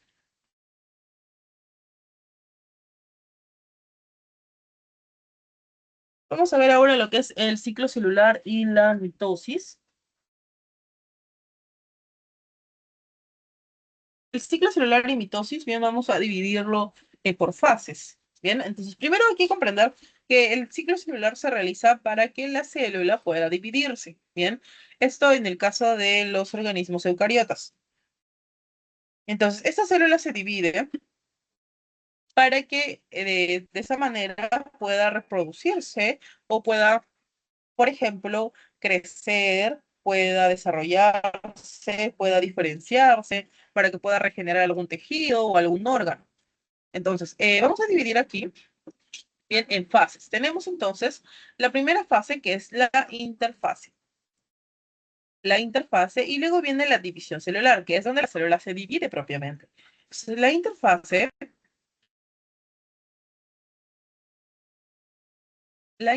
va a estar compuesta de tres subfases, que es la fase G1, la fase S y la fase G2. Y la división celular, bien, está compuesta de lo que es la kinaecinesis, que es la división del núcleo, y tenemos la citocinesis, que es la división del citoplasma. Bien, la interfase, vamos a ir primero con la interfase. La interfase es una fase de preparación para la célula. Es decir, que aquí la célula se va a preparar y está lista para poder dividirse. Bien, para poder dividirse. Entonces, ¿qué va a ocurrir aquí en la fase G1? La célula va a duplicar su tamaño, bien, y va a aumentar la cantidad de organelas y otras enzimas que necesite. Entonces, la primera es crecer. Crece, crece, crece y aumenta sus organelas. Aumenta mitocondrias, aumenta aparato de Golgi, etc, etc. Luego llega la fase S. La fase S es la fase de síntesis, ¿bien? Donde se sintetiza el ADN. Bien, por eso se llama fase S. Entonces, aquí es importante porque se va a sintetizar una nueva copia de ADN para tener así dos copias o dos ADN, bien, que es parte de la información genética de la célula. Porque recuerda que aquí el propósito es formar nuevas células, ¿no? Que a partir de una se formen dos. Entonces, luego de la fase S viene la fase G2. En la fase G2, aquí se van a sintetizar las estructuras para la división. Una de esas estructuras importantes para la división es el uso acromático.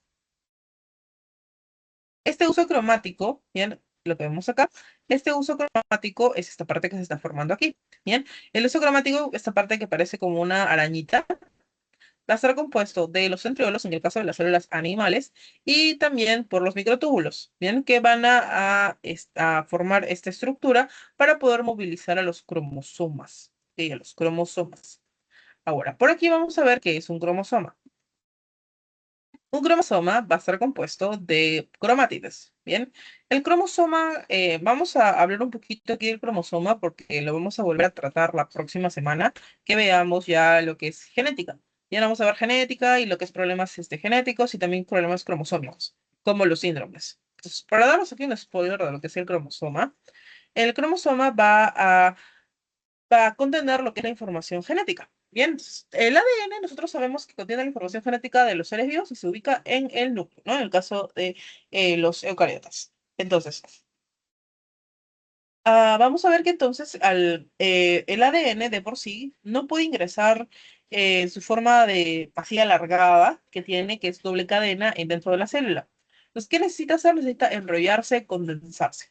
Entonces, para condensarse va a utilizar unas proteínas que son las histonas.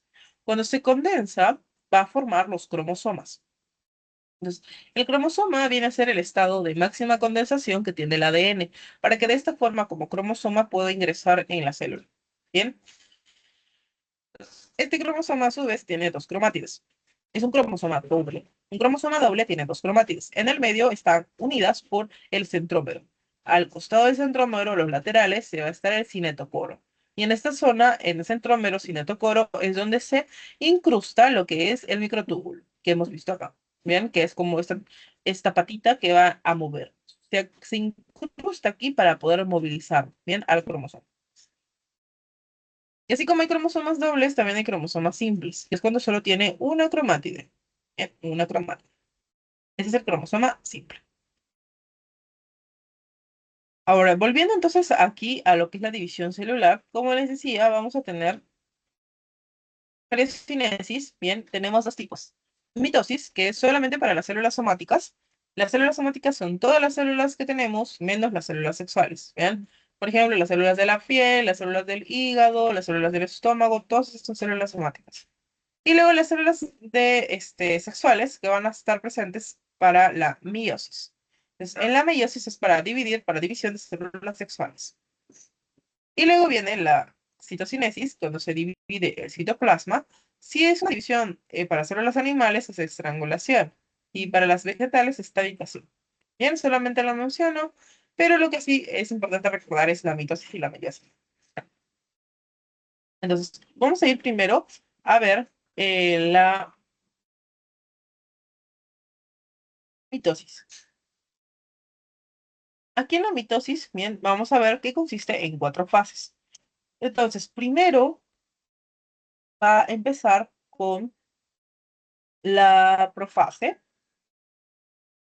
Va a empezar con la profase, luego viene la metafase, luego viene la anafase, luego viene la telofase. Bien, entonces son cuatro fases que vienen después de la interfase. Entonces recuerda que la interfase es para que la célula se prepare para dividirse. Luego en la profase, la primera parte de la mitosis, bien, lo que va a pasar aquí es que se forma el uso acromático, bien, o también llamado uso mitótico. Aquí, ¿qué más va a pasar? Se condensa la cromatina. Entonces, en esta parte de aquí, esto es lo que vemos, se está formando el uso cromático. Bien, y se va a comenzar la cromatina. La cromatina es cuando se va a comenzar a condensar y se va a formar los cromosomas. Bien, luego tenemos la metafase. En la metafase, los cromosomas se van a alinear en el medio de la célula, formando lo que es el plano ecuatorial o la placa metafásica. ¿Cómo se van a movilizar? Gracias a los microtúbulos, ¿no? Que se unían acá, en esta parte del centro. Y que ya movilizaban a los cromosomas y los colocaban en el medio. Después de eso tenemos a lo que son las cromátides hermanas. Bien, las cromátides hermanas en la anafase van a migrar hacia los polos de la célula. Bien, se van a mover hacia los polos. Se van a separar. Entonces, esta parte que vemos acá, estas dos cromátides, se partimos a la mitad y que cada cromatide viaja hacia el polo opuesto. Y luego viene la telofase. En la telofase, bien, las cromátides se van a localizar ya en los polos, ¿no? Y se van a descondensar. Y aquí ya desaparece el uso cromático. Bien, este que vemos acá, estos hilitos ya no están, van a desaparecer. Y luego viene la citocinesis, donde se dividen las dos células. Y ahora tenemos dos independientes. Bien, tenemos dos células independientes. Esos son todos los pasos de la mitosis. Bien, hay varias memotecnias para que puedas recordar qué pasa en cada paso, ¿no? Cómo son las fases, el orden de las fases.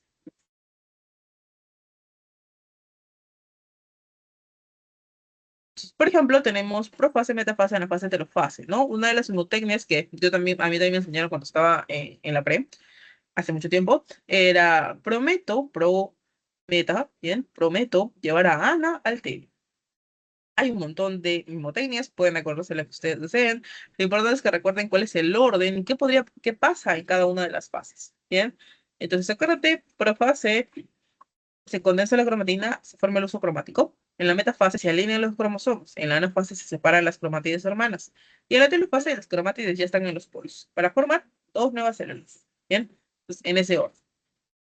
Ahora, una vez que ya has entendido lo que es la mitosis y cómo sucede la mitosis, es momento de entender cómo pasa la meiosis. La meiosis va a ser como una doble mitosis. Bien, en la meiosis tenemos 8 fases, 8 pasos. Bien, en cambio en la mitosis tenemos solamente 4. Entonces, ¿qué sucede en la meiosis 1? Tenemos meiosis 1 y meiosis 2. La meiosis 1 es conocida como la reduccional, porque aquí se va a reducir, bien, la carga cromosómica. Y en la meiosis 2 tenemos que es la meiosis ecuacional, bien, porque no se reduce. Aquí simplemente se duplica lo que es en la cantidad de células.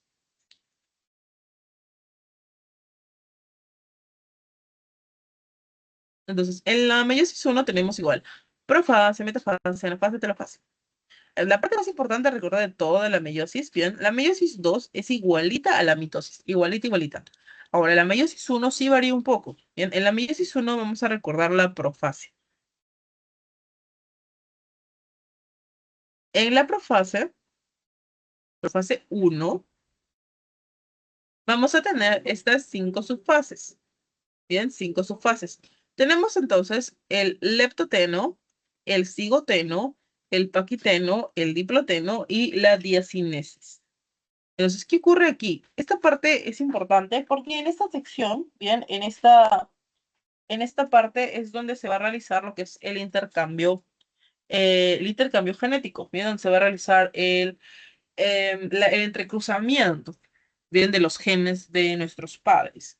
Entonces, en el leptoteno, lo que va a pasar es que se condensa la cromatina, bien, se va a condensar para formar los cromosomas que se hagan visibles. Luego tenemos el cigoteno. En el cigoteno se van a formar, como dice ahí, las bivalentes, o también llamadas las tétradas. ¿Por qué se llama así? Porque tenemos cromosoma de mamá y cromosoma de papá. Bien, para fines prácticos, acuérdate, cromosoma de mamá en rojito, cromosoma de papá lo vamos a ver en azul. Entonces, ¿qué sucede aquí? Se van a alinear los dos cromosomas para que así pueda entrecruzarse los dos. Bien, entonces se forman las bivalentes o las tétradas. Y luego viene el paquiteno. Acuérdate aquí, lo más importante, acuérdate en que sea del paquiteno. Bien, el paquiteno es donde ocurre el intercambio genético, o también llamado el crossing over. Bien, este crossing over o entrecruzamiento es esencial para que ocurra lo que es la variabilidad. Sin ello, no podría haber variabilidad entre los organismos. Bien, todos seríamos iguales, sería una mitosis. Pero como en este caso estamos hablando de meiosis, es gracias al entrecruzamiento. Luego viene el diploteno. En el diploteno, bien, aquí miren que ya se han mezclado, bien, aparecen lo que son los complejos sinaptotémicos, bien. En el cigoteno teníamos complejos sinaptotémicos que hacían que se pegaran los cromosomas. En el paquiteno, entonces aquí se realiza el entrecruzamiento y en el diploteno se ven los quiasmas. Bien, estos quiasmas son esos de acá, los rezagos que han habido del entrecruzamiento, lo que demuestra que sí ha habido una mezcla de genes y se han intercambiado. Y luego tenemos de los quiasmas que se están yendo hacia los extremos para poder ya eliminarse, ¿no? Los quiasmas. Y luego en la diacinesis, los dos cromosomas se van a separar para poder continuar con la siguiente fase, ¿no? Que viene a ser la metafase, ¿no? Donde se van a alinear en el medio y luego la anafase donde se van a separar. Bien, entonces esa es la parte importante de recordar de la profase. Y como les menciono, la mitosis, perdón, la meiosis 2 es igualita a la mitosis. Bien, lo mismo ocurre. Ahí ya no va a haber estas subdivisiones de la profase 2. Ah, por cierto. Estas subdivisiones que vemos, leptoteno, cigoteno, todo ello, solamente ocurre en la meiosis 1. Bien, eso que quede claro, solamente en la meiosis 1. Entonces, solamente hay entrecruzamiento en la meiosis 1.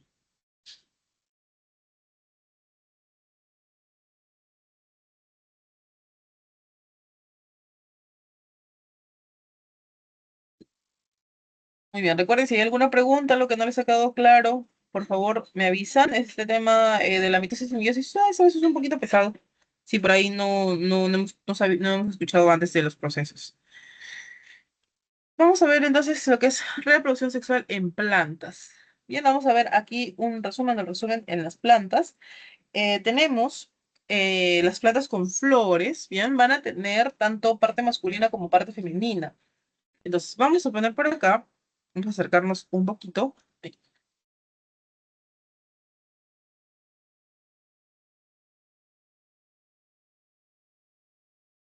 Creo que se me fue la pantalla. Ya, ahora sí.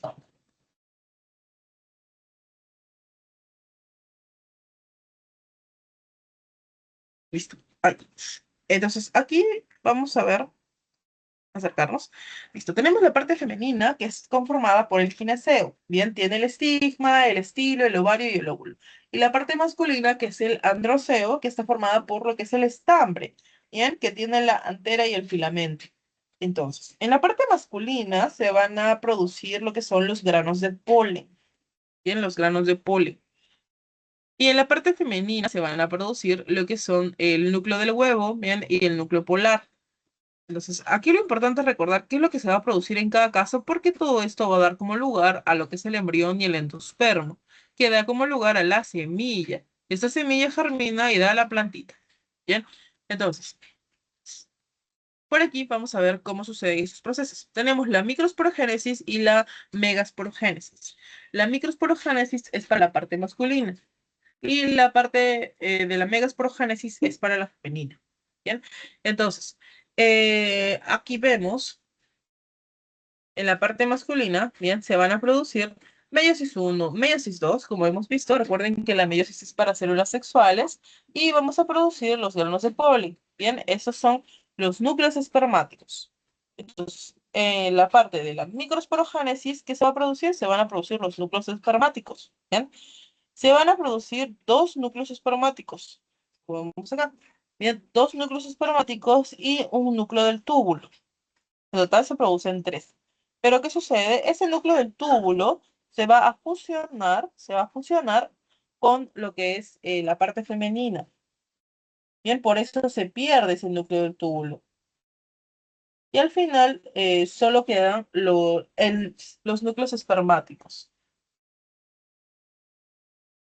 Y luego tenemos la parte femenina. Bien, en la parte femenina, la megasporogénesis pasa igual por meiosis, meiosis, y vamos a tener los núcleos polares y el núcleo del huevo.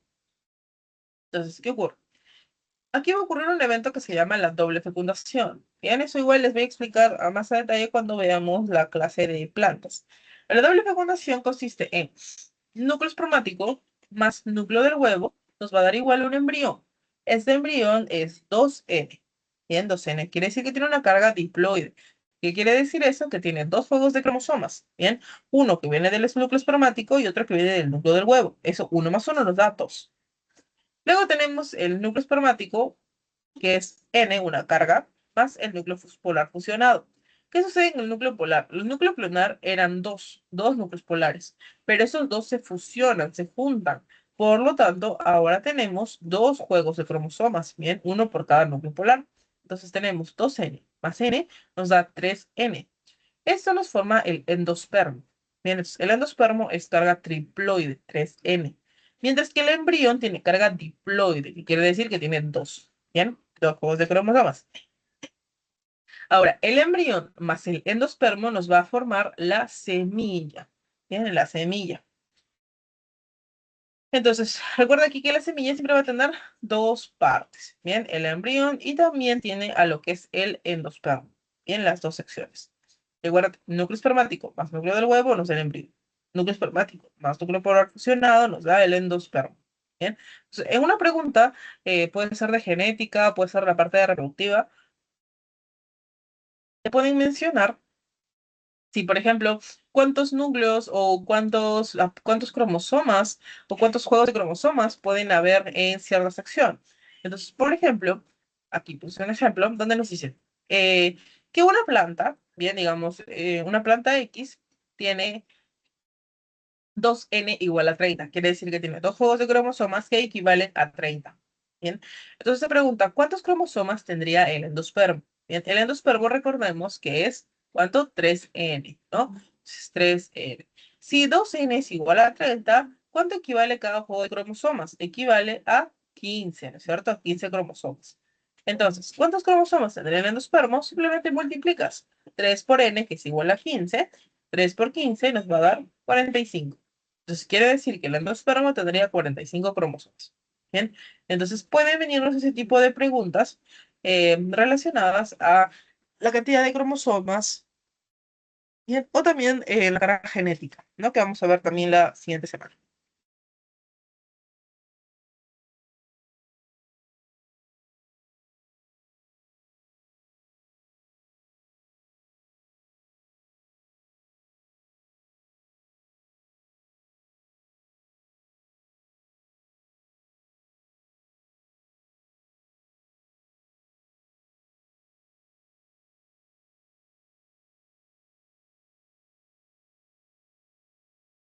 Vamos a ver entonces ya para ir terminando, tenemos lo que es el sistema reproductor humano. En el sistema reproductor humano tenemos sistema masculino y femenino. Eso nos convierte en organismos eh, que tenemos sexos separados, ¿bien? Y que tenemos dimorfismo sexual. Bien, el dimorfismo sexual nos va a poder, nos permite determinar cuando hay los géneros por separado, género femenino por un lado y masculino por otro lado. Bien, entonces eso es el dimorfismo sexual. Cuando a simple vista nosotros podemos determinar cuando se trata de un organismo femenino y un organismo masculino. ¿No? Por ejemplo, los perritos también tienen dimorfismo sexual, o los gatos también, y otros animales que no presentan dimorfismo sexual porque no se pueden diferenciar bien el sexo, como en el caso de los peces, ¿no? Por ahí hay algunos peces que sí, pero tendremos que saber mucho sobre peces, y otros animales que no se pueden diferenciar, ¿no? Entonces, aquí vamos a hablar rápidamente sobre ciertas estructuras, como por ejemplo en el caso de la parte masculina, bien, vamos a encontrar, aquí tenemos a los espermatozoides que se van a producir en esa sección de acá, que es el testículo. Bien, entonces, a nivel de los testículos se producen los espermatozoides. Los testículos también vamos a ver que se encuentran fuera del cuerpo. Ahora, ¿por qué se encuentran fuera del cuerpo? Porque esta zona tiene que estar a una temperatura menor a la que está en el cuerpo. Bien, usualmente un grado menor, porque si no sería demasiada calor. Entonces, se evita bien que esta zona se caliente demasiado para de esa manera evitar perjudicar a los espermatozoides. Cuando los espermatozoides están a altas temperaturas, pueden llegar a morir. Bien, entonces eso pasa en el caso de la fiebre en los varones. Cuando les da fiebres muy altas, pueden causarles esterilidad. siempre hay que tener cuidado con ese tema. Bien, si por ahí tienen, no sé, fiebre por algún resfrío o peor aún por alguna enfermedad como, no sé si nunca les ha dado varicela o les puede dar de jóvenes adultos, que es un poco más complicado y las fiebres son más altas. Entonces, siempre tener cuidado con eso porque puede causar esterilidad, ¿no? Por eso, aparte de que puede dañar a células como las neuronas, también puede dañar en el caso de los varones lo que son lo que son los espermatozoides, ¿no? Y eso puede causar, como les menciono, esterilidad. Bien, entonces, a partir de aquí, bien, se forman los espermatozoides, los cuales van a migrar hacia la zona del epidídimo. Bien, el epidídimo está encima y esto les ayuda, esa sección les ayuda a poder capacitarse. ¿Para qué? Para que estén listos para poder movilizarse y poder fecundar al óvulo. Bien, luego esos espermatozoides, cuando estén capacitados, van a salir por acá, por el conducto deferente. Bien, por el conducto deferente, viajan por el conducto deferente y mediante la eyaculación viajan a través de los conductos eferentes. Bien, entonces, una vez que salen del conducto eferentes, van a poder salir con lo que es el líquido seminal, ¿no? Que está conformado por lo que es la vesícula seminal, la próstata y las glándulas de Cooper. Entonces, ahora aquí sale el líquido seminal que está formado por esas partes de acá. Entonces, la próstata va a tener iones de calcio y también va a presentar lo que es ácido cítrico y la glándula de Cooper va a presentar lo que es una sustancia alcalina. Todos en conjunto forman lo que es el líquido seminal y por ahí también salen los espermatozoides. Bien, para llegar y poder fecundar al óvulo. Entonces, esa es la parte esencial del sistema reproductor masculino. En la parte femenina, bien, vamos a tener lo que son los ovarios. En el ovario vamos a tener los óvulos. Bien, el ovario se va a encargar de hacer madurar a los óvulos. Bien, y va a ayudar a que esos óvulos maduren y estén preparados para poder ser fecundados. Entonces, aquí cuando hablemos de los óvulos, bien, vamos a ver cómo es que estos se preparan a través de lo que se conoce el ciclo menstrual. Bien, el ciclo menstrual en total dura 28 días, ¿no? En promedio. Que esto es aproximadamente un mes. Entonces, durante este ciclo menstrual, bien, van a ocurrir varias etapas. Va a ocurrir lo que es la fase folicular, la fase lútea y luego la fase de la menstruación. Bien, entonces en la menstruación es donde se degrada lo que es el cuerpo lúteo, bien, que es la degeneración, que es el rezago, el del tejido que cae, del óvulo que cae, y por eso se sangra durante esos días. En promedio, una menstruación dura unos 3 a 5 días, ¿no? 7 días máximo. Más de ello es dañino para la salud, bien, y cuando también la menstruación, por lo general, una persona regular, por cierto, les comento, pues una persona no es a la que todos los meses la menstruación venga al 9 de cada mes, sino es a la que todos los meses llegue la menstruación. Bien, entonces, esa es una persona regular. Y es mejor, es bueno que una persona, bueno, una mujer tenga una menstruación regular, porque eso quiere decir que no hay problema a nivel hormonal en ese sentido, bien, solamente en esa parte, y tampoco hay problema, por ejemplo, de ovario poliquístico. Algo muy común de las mujeres que tienen ovario poliquístico es que la menstruación no llegue todos los meses. Entonces, eso también puede causar cambios hormonales, ¿no? Internos, porque el proceso del ciclo menstrual es esencial para regular hormonalmente a la mujer. Entonces, después de este periodo de menstruación, bien, viene todo lo que es el periodo ya llegando a lo que es la fase folicular, llegando a la ovulación. Y luego viene otra vez la fase lútea. Entonces, eso es todo el ciclo menstrual. Ahora, Profesora, ¿sí? ¿cuánto tiempo puede tener un retraso una mujer? ¿Cuánto tiempo puede? En general puede ser varios meses, pueden ser 2 o 3 meses que no te llegue la menstruación, pero eso ¿Cuál no es es algo bueno. la máxima, o sea, eh, máximo periodo de retraso? En sí, entre cada ciclo deben pasar estos días que tenemos acá, entre de que te ha llegado el periodo, dependiendo también si te llegó 3 días, 4 días, debería pasar hasta que termine el día 28. No sé, en promedio deben ser 25 días entre periodo y periodo de menstruación, 25 a 28 días. Ahora, puede pasar de que no pasen 2 meses. Eso puede pasar si es que no eres regular. 2 meses a mes y medio, todavía no es algo malo. Pero si es más de 2 meses, sí puede ser por alguna alteración de ovario poliquístico por lo general, que eso se manifiesta con otros temas, como por ejemplo, si te sale demasiado vello facial, eso también se llama hirsutismo, que eso es, también puede ser por fallas o por temas de ovario poliquístico, o también puede ser por fallas hormonales. Cuando es por fallas hormonales, ahí sí ya te tienen que hacer otra revisión por ver si es que alguna glándula no está funcionando bien o por qué no se genera ese tipo de hormonas. Lo que pueden hacer ahí también, en algunos casos, es darte pastillas para aumentar tu producción de, por ejemplo, estrógenos, o aumentar tu producción de hormona luteinizante o folículo estimulante, ¿no? Dependiendo de cuál sea el caso. Pero en sí no debería ser más de un mes y medio.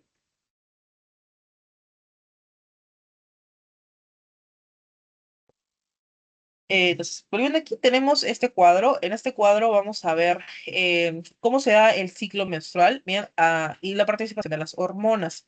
Entonces, como les mencionaba, tenemos tres fases, ¿no? La fase folicular, fase lútea y la fase de la menstruación. Usualmente en el día 14 es el día de la ovulación, que es el día donde más se dispara la hormona luteinizante y folículo estimulante. Eso quiere decir que es el día central donde tu óvulo está listo, está ready para poder ser fecundado, ¿bien? Em, es como el día central. Entonces, ah, incluso algunas personas, bien, algunas mujeres que son súper regulares, que quiere decir que su menstruación ya cada 28 días, pueden determinar cuál es el día 14, que viene a ser el día central, el día medio, que es el día donde les digo que hay mucha mayor probabilidad de que puedas quedar embarazada. Entonces, si alguna persona está buscando embarazarse, alguna mujer si es muy regular, puede utilizar este calendario para tener una fecha como, digamos, fija, ¿no? Para poder embarazarse. O puede utilizar otros días, otras fechas, donde hay menos probabilidad de que esta persona se embarace. Entonces, eso también depende de tu ciclo menstrual. Entonces, ese día, como les digo, le dio la evolución, de la ovulación es donde hay una mayor incidencia de estas hormonas. Y los estrógenos también ya aquí están en su pico, van a comenzar a bajar. Bien, entonces al inicio de la fase folicular va a ir subiendo el estrógeno hasta que llegue el día de la ovulación, que es el día 14. Aquí aumenta la hormona luteinizante, la folículo estimulante, y luego viene la fase lútea. En la fase lútea hay dos opciones. Una de las opciones es en la que tu óvulo se haya podido fecundar, bien, es decir, que la mujer pueda quedar embarazada, y otra en el caso en el que no. En el caso en el que la mujer no haya quedado embarazada, no haya llegado a fecundarse el óvulo, este cuerpo lúteo que se está formando en la fase lútea se desprende y se degenera el cuerpo lúteo, lo que genera la menstruación y el famoso sangrado. Bien, ahora en el otro caso es cuando la mujer el óvulo se ha fecundado y la progesterona aumenta. Aquí la progesterona aumenta, el estrógeno también aumenta un poquito. Bien, esta progesterona aumenta con el propósito de poder hacer de que el útero se prepare para que el embrión se implante. Bien, porque después de que se ha fecundado el óvulo, este óvulo tiene que pasar por un par de días y tiene que implantarse en el útero. Si es que no llega a implantarse, se puede perder, lo que se conoce como los abortos. ¿No? En el caso de que sí se llegue a implantar, es donde el embrión puede llegar a crecer. Entonces, aquí depende de muchas cosas de que se pueda implantar y de que el embrión pueda crecer sano, ¿no? También importa mucho de en qué parte se implanta el embrión. Entonces, teniendo eso en cuenta, vamos a ver, por ejemplo, aquí, bien, en esta sección de acá, dónde se va a implantar el embrión. Bien, el embrión puede llegar a implantarse, lo ideal es que se implante en esa parte de acá, bien, en la implantación del blastocisto, que es ya en la parte del útero, pero en algunos casos puede llegar a implantarse fuera del útero, lo que se conoce como los embarazos ectópicos, que eso sí es recontra malísimo y puede llegar a matar a la mujer. Entonces, en esos casos de embarazos ectópicos, las mujeres se pueden desangrar, que puede llegar a implantarse, por ejemplo, en el ovario o en otra zona donde ahí te tendrían que extirpar por lo general el ovario, cuando hay ese tipo de embarazos que son fuera de la zona del útero. Bien, entonces puede ocurrir eso cuando hay sangrados constantes. Y ahí es bueno también hacerse una revisión, como les digo, si no puede llegar a morirse la mujer. Entonces, bien, lo que va a pasar aquí es que se va a fecundar y el óvulo, bien, tiene que pasar por día uno, donde va a comenzar a dividirse. Se divide, día 2, día 3, día 4, se divide hasta que llega a formar 8 células. Cuando llega a formar 8 células se le conoce como perdón, como la mórula. Bien, esta mórula entonces va a pasar ahora a formar lo que es el blastocisto. Bien, y este blastocisto va a implantarse ahora sí en el día 8 o 9, después de que se haya fecundado. Entonces, una vez que se implanta, ya puede comenzar a crecer el embrión. Cuando va a crecer también, la mórula se convierte en blástula, bien, que es cuando aparece el blastocisto. Luego tenemos lo que es la glástrula, que es cuando se aparece el blastoporo, que eso es lo que va a formar la boca y el ano, todo lo que es el tubo digestivo, y también va a formar aquí las tres capas embrionarias, ¿no? Lo que les expliqué hace un rato con el sistema nervioso. Tenemos entonces la capa del ectodermo, que forma piel, pelo, uñas, sistema nervioso.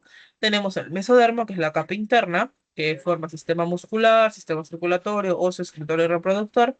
Y el endodermo, que forma el sistema digestivo y sistema respiratorio.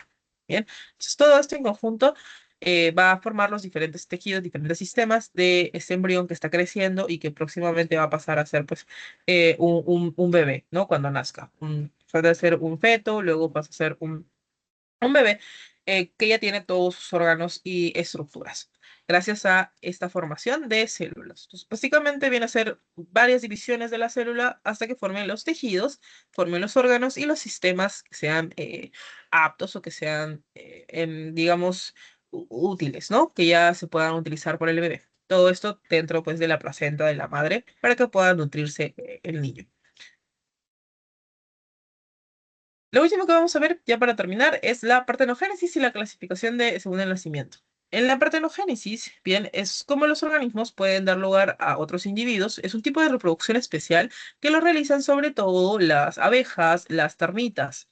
Las abejas, bien, van a dividirse por clases sociales, por así decirlo, bien. Tienen como clases donde las abejas van a ser reinas, las abejas pueden ser obreras o también pueden ser los zánganos. Entonces, cuando el huevo se fecunda, bien, va a formar solamente femenino, va a formar reina u obrera. Bien, cuando el huevo es fecundado, es como lo que acabamos de ver. Cuando el óvulo es fecundado, va a ser gracias a la acción de un individuo macho y un individuo hembra. Entonces, en este caso, vamos a tener que las dos tienen dos juegos de cromosomas, 2N, 2N, ¿bien? Porque recuerden, se ha fecundado, por eso viene uno de la parte masculina y uno de la parte femenina. En el caso de los zánganos, que los zánganos son nada más masculinos, son varones, bien, son machos, se derivan a partir de un huevo no fecundado. Como no está fecundado, quiere decir que la hembra, bien, y el macho aquí no se han formado de los dos cromosomas, bien, de los dos. Solamente ha venido de uno, que viene a ser de la hembra, que es el huevo nada más. Por lo tanto, solo tiene carga cromosómica de N, tiene un solo juego de cromosomas, bien, que viene de la reina. Entonces, ese es el tipo de partenogénesis, cómo nacen los machos a partir del huevo no fecundado. Cuando los machos luego fecundan a la reina, le dejan su juego cromosómico. Entonces, por usual, luego los machos pues terminan muriendo. Bien, y de ahí se forman las obreras y otras reinas. Y lo último, la clasificación según el nacimiento. Bien, tenemos lo que es eh, ovovivíparo, vivíparo y vivíparo.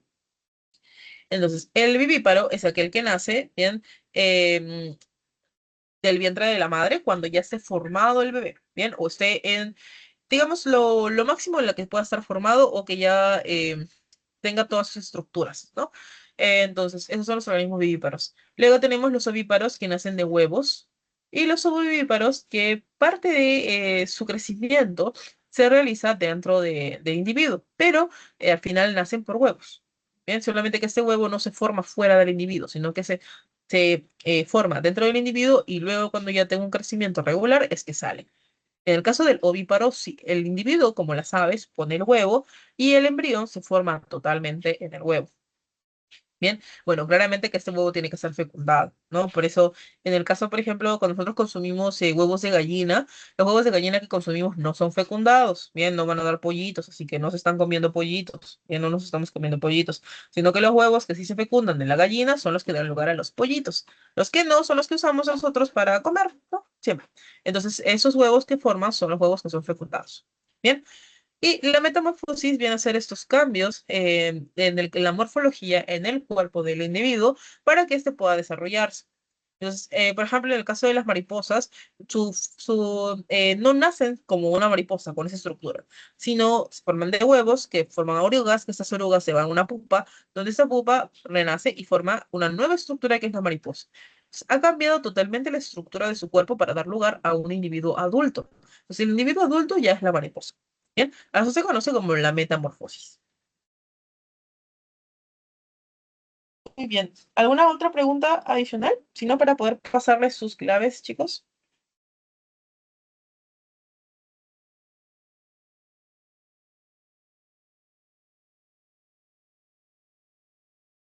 ¿No? Ok. Entonces voy a pasarles sus claves para que ya puedan ir a descansar, a comer. La número uno es barco. Bien, la número dos es casita. La número tres es casa. La número cuatro es casita. Número cinco es dado. Número seis, dinosaurio. Número siete, enano. Número ocho es dado. Número 9 es avión. Número 10 es casa. Número 11 es barco. Número 12 es cachimbo. Número 13 es elefante. Número 14 es dado. ¿Qué más? 15 es barco. Y número 16 es avioncito. Bien, aquí también se los paso por el chat.